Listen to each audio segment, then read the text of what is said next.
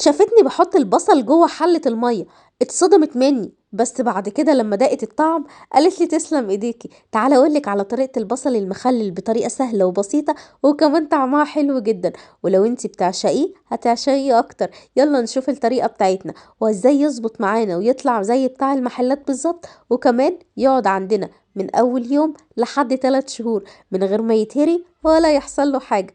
طبعا هنسمي الله ونصلي على الرسول عليه افضل الصلاة والسلام. وما تنسيش تحطي اللايك بتاعك. اول حاجة حطيت حلة على النار فيها مية، والمية بتغلي، وبدأت اللي انا ارمي جواها كمية البصل اللي انا محتاجاها. طبعا البصل دوت متوفر دلوقتي وكتير جدا، بس مستحب تجيب البصل الابيض مش الاحمر. الحباية لما تكون صغيرة كده تديكي طعم حلو جدا. حطيت كمية البصل كلها في الحلة، وبعد كده طفيت النار وغطيتها لمدة يوم كامل. يعني لو هتعمليها من بالليل تسيبيها طول الليل وتبدأي تصحي الصبح تشتغلي فيها، والعكس لو عايزة تسيبيها يوم 2 3 مفيش أي مشاكل خالص.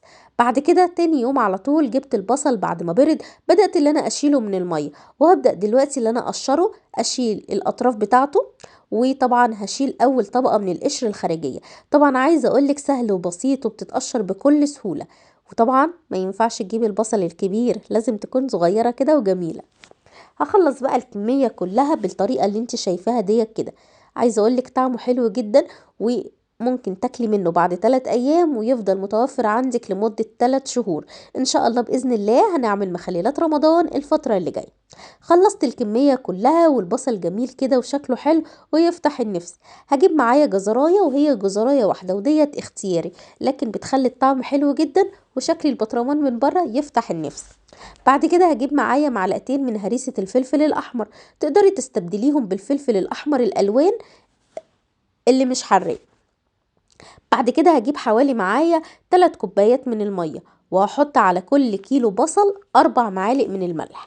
الكمية اللي معايا دي كيلو من البصل، حطيت عليها 4 معالق من الملح، قلبتهم مع بعض كويس جدا. بعد كده جبت معايا هريسة الفلفل الأحمر وحطيتها هنا، وهبدأ اللي أنا أقلبهم مع بعض. وهجيب معايا ربع كوباية من الخل. الخل هنا هيساعد على التسوية بسرعة جدا، وتاكلي منه بعد 3 أيام. وما تخافيش مش هيتهري منك ولا يحصل له اي حاجة خالص. بعد كده جبت البطرمان اللي انا هحط فيه، سواء بلاستيك او ازاز المتوفر عندك.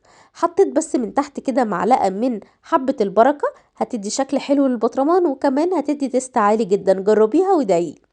نزلت بالكمية كلها البصل والجزر، وزي ما قلتلك الجزر هنا اختياري.